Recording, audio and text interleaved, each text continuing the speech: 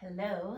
We are going to take ourselves through a really quick hip mobility routine that you can do in just a couple of minutes.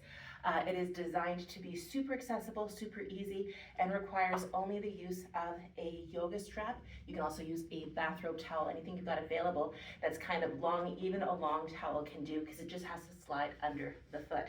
And we're going to begin this routine seated, okay? So the first thing we're going to do is we're going to check out how the hips are feeling just by coming out a little bit, maybe dropping down, twisting through the body, feeling how moving the legs in and out might feel, getting a sense of where the body's at, standing up, sitting down, kind of just shaking things out a bit, okay? Because when we get into stretching, we want to make sure that our joints and circulation are all ready to go, okay? So you want to do a little bit of a warm-up. It's not a lot, just kind of making sure that everything has been moved once or twice. Then we're going to begin by taking one leg out to just further than our hip. For now, let's keep this leg closer into our hip. So we're just going to focus on the internal drop of that outside leg, stabilizing here with the straight hip and moving back into that start position. Now, one thing you want to be aware of is the position of your foot, because if your foot is turned out too much, either you're going to restrict your motion or you're going to put lots of pressure on the knee where you don't want it. What we'll often do then is actually just move the whole body. So what I'm looking for here is that the weight stays evenly distributed on both sides of the pelvis. Okay, so your bum stays down as we drop that hip and rotate it back up. Don't force it, okay? Only go to where you feel a stretch, hold it for a few seconds, and release. Other side now, same thing. You can move that other foot in to give you just a bit more range.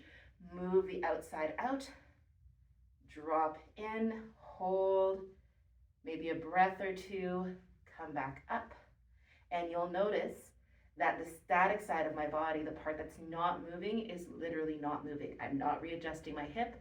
I'm not shifting my weight. I'm just letting my knee come in and out.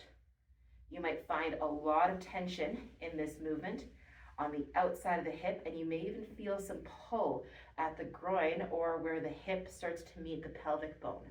Okay, those are pretty normal when you've got restricted pelvis mobility. So now moving our feet out a little bit, toes pointing straight ahead. We're going to come straight down and just take a few breaths here and allow the body weight to create space here in between the hips, opening wide in the hip cavity. Okay, you can put gentle pressure if you want over the knees, but keep your knees over your feet. Okay, try not to extend them beyond that. Now, just for a moment, test and see what happens if you turn your toes out. You're going to notice that that stretch has largely disappeared or has shifted to other areas. So we really want the toes forward in this, because most of us are much more comfortable in external rotation of the hip than we are in the internal rotation. And that's part of what causes discomfort in the hip. So this is your standing kind of baseline stretch that we want to do before we do anything else. We're then going to take ourselves into some gentle hip flexor activation. So I'm keeping my core nice and tight, body is high and lifted, and I'm just tapping out and in, maybe 4 or 5 times on each side. You might notice that this is harder than you expected it to be.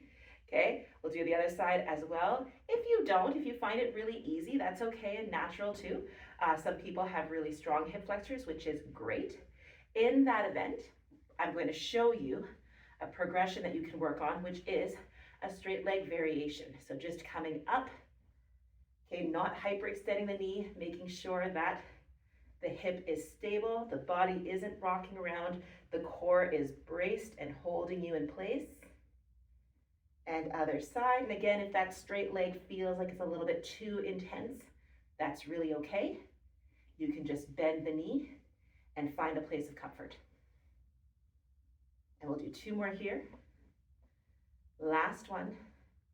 And then I'll meet you on the floor. So you can either take a position lying down on the ground, or on your bed or any kind of long surface if you've got a bench, something like that. But we want to be lying on our backs for the next round.